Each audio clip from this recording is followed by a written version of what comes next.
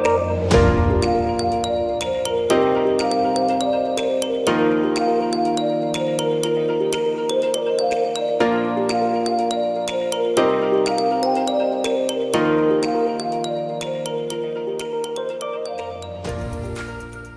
welcome you to today's class.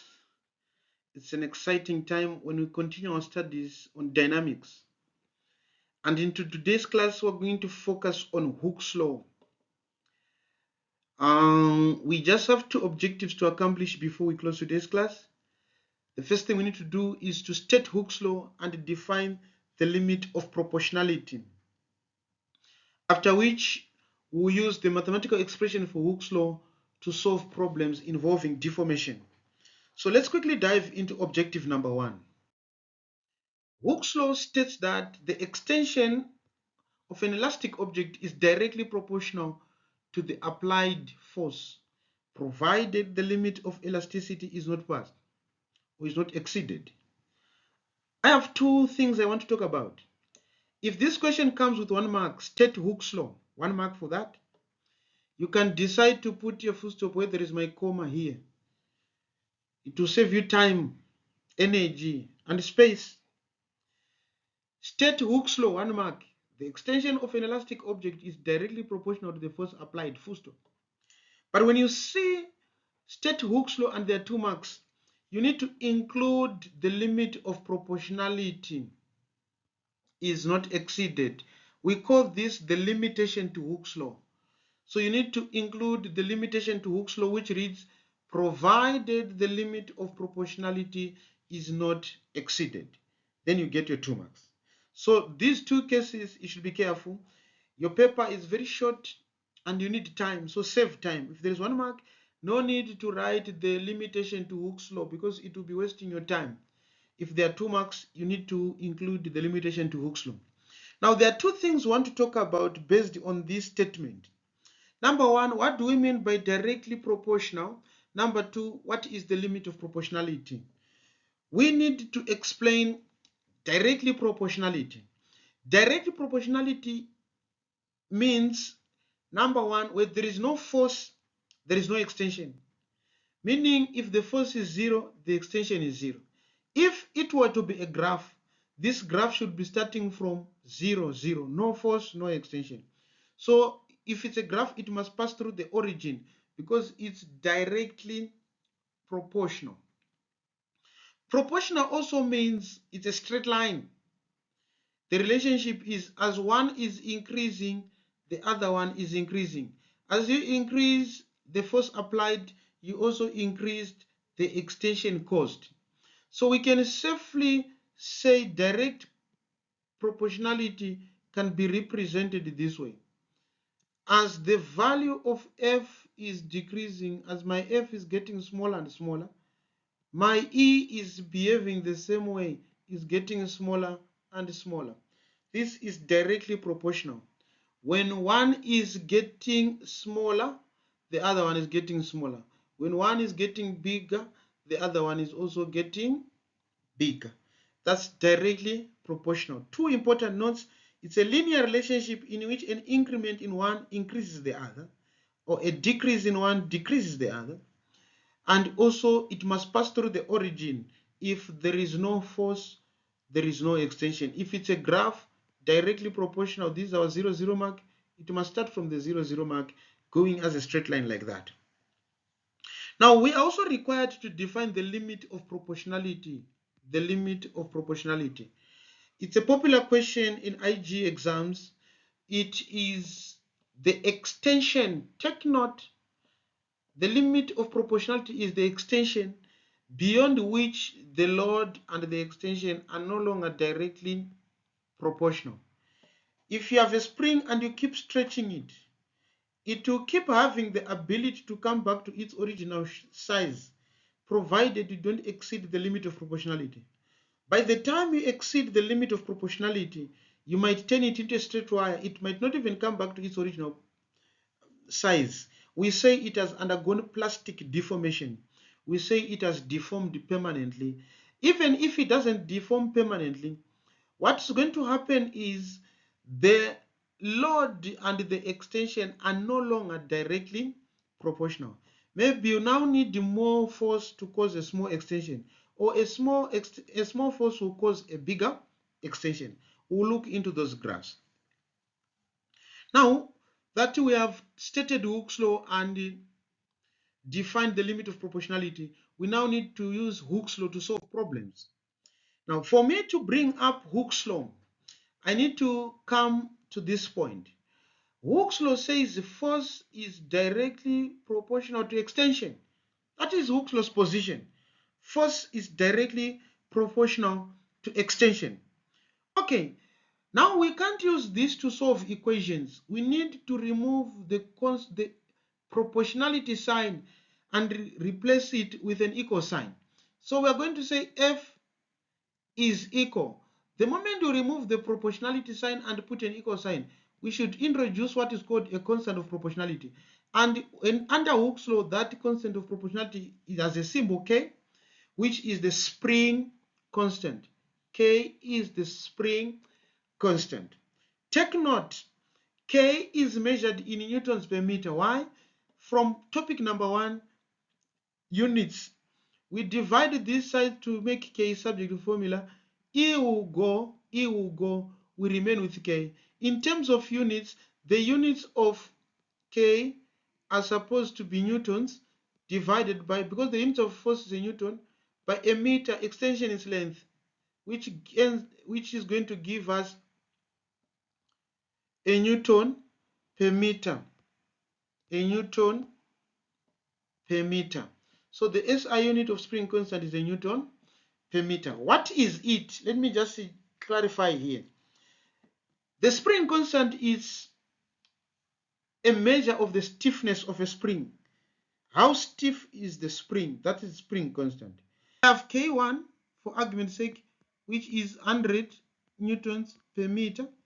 I have K2 for argument's sake, which is 1000 newtons per meter. This spring 2 is stiffer than spring 1. You need 100 newtons to cause a meter extension. You need 1000 newtons to cause a meter extension. So the spring constant is the measure of the stiffness of a spring. Now, we have seen one equation here from Hooke's law.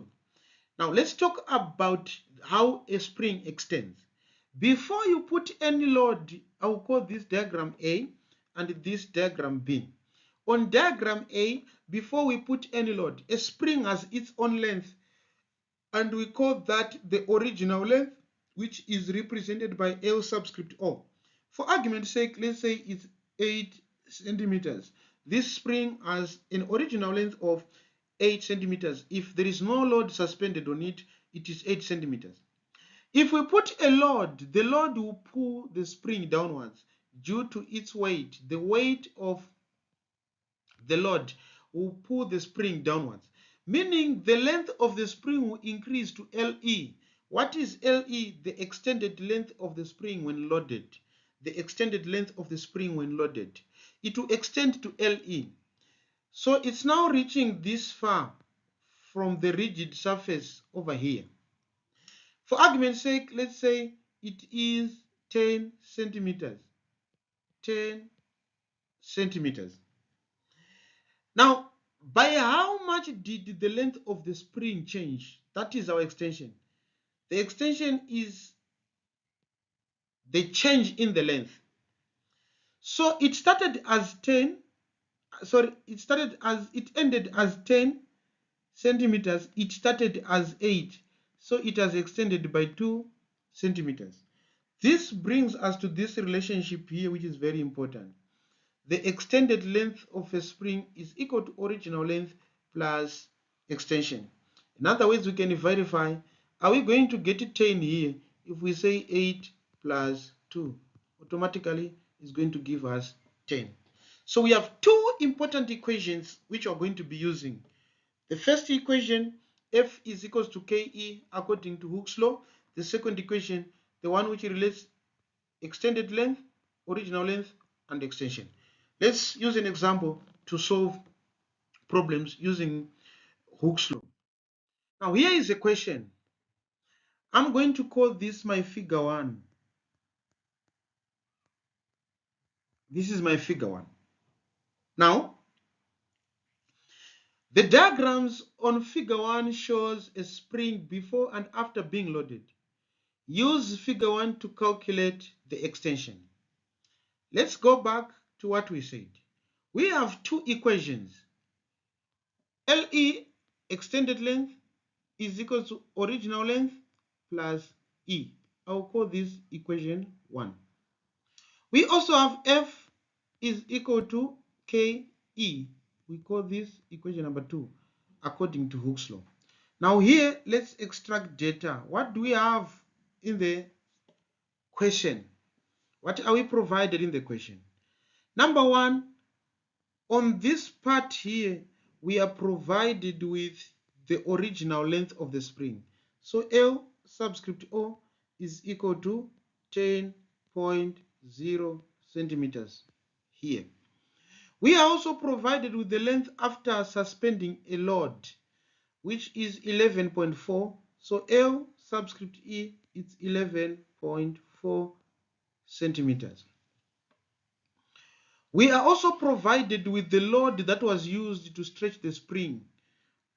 The load is the force, which is 5 newtons.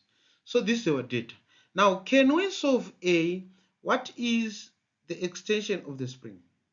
Now, the equation number 1 has extension, equation number 2 has extension. Which equation are we going to use? We need an equation with everything provided for in the data set except the requirement of the question. We can't use equation number 2 because we don't know K in this question. So the reliable equation which is going to be used is LE is LO plus EY. We have LE 11.4, we have LO 10.0, and we are looking for A. So for me to solve A, I'm going to say LE is equal to LO plus E. I want E, so I should take LO to that side of the equal sign, and I'll make E sub the formula to read E is equal to LE minus LO. Put numbers for letters. 11.4 minus 10.0, all these are centimeters. Therefore, E is equal to 1.4 centimeters. For uniformity purposes, I'm going to use 1 decimal point because my length here is 1 decimal point. My length here is 1 decimal point. The length given to me is 1 decimal point. So for uniformity of units and significant figures, I'm going to maintain 1 decimal point. Part B says, find the spring constant. In this case, we cannot use equation number 1. Why? Equation number 1 has no spring constant. The only equation which is useful is F is equal to KE.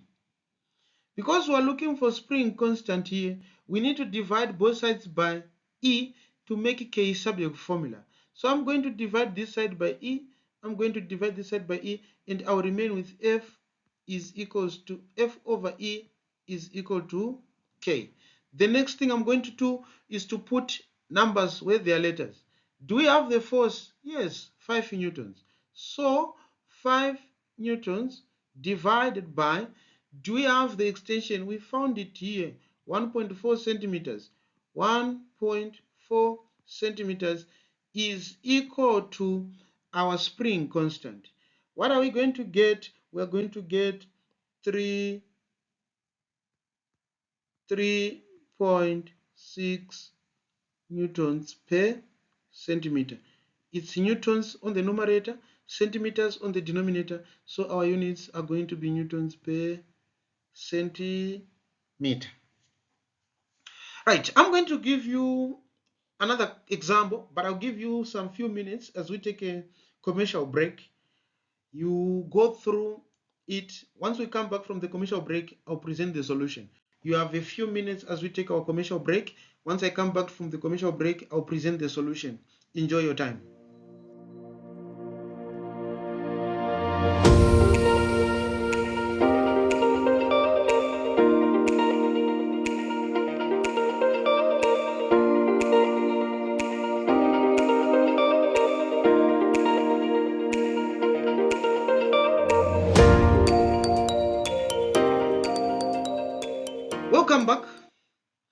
Let's now solve this problem.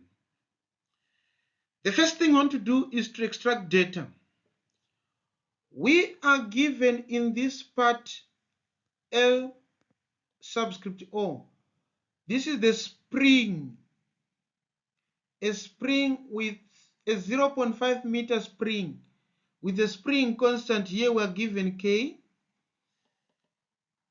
A 2 kilogram object, our force is equal to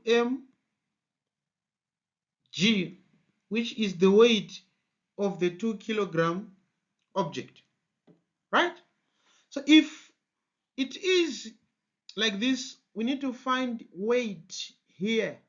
Because the spring constant is in newtons per meter, we need to convert mass to weight. And we know that to convert mass to weight, F is equal to mg. So how are we going to find the extension? We have the force here, we have the spring constant. So the most important equation, or the right equation, is F is equals to K E. What are we looking for? We are looking for E.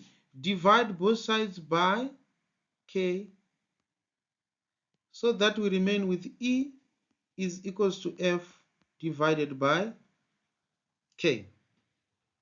Once that is done, let's find our force so that we can use it here. Force is equals to the weight of the object, which is mg. What is the value of m? 2.0 kg. What is the value of g? I'm going to use 9.8. If you're doing A level, use 9.81. What are we going to get? 2 times 9.8, we are going to get 19.6 newtons. So the force we are going to use here is equivalent to 19.6 newtons. And the spring constant we are going to use here is 100 newtons per meter. Now there is homogeneity of units here, newtons and newtons. So we can safely say E is equals to F, it's 19.6 newtons, divided by K, we are told it's 100 newtons per meter. 100 newtons per meter. The newton will go with a newton and will remain with the only unit being a meter. Now 19.6 divided by 100, we are going to get our E is equal to 0.196. Now my extension is given to 2 decimal points.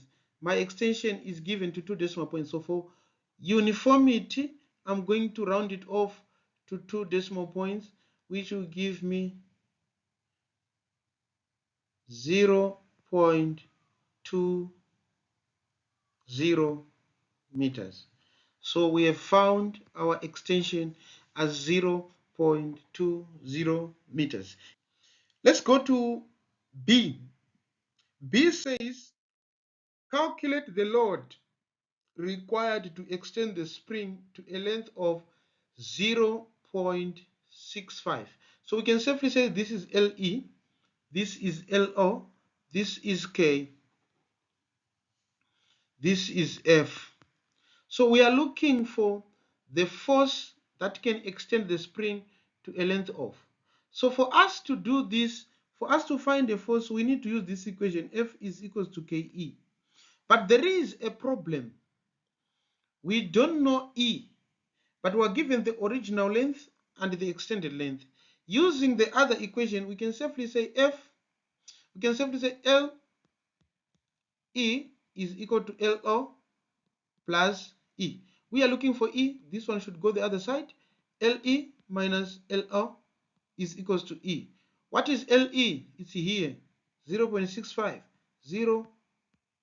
0.65 meters minus, what about LO? It was given here, 0.50.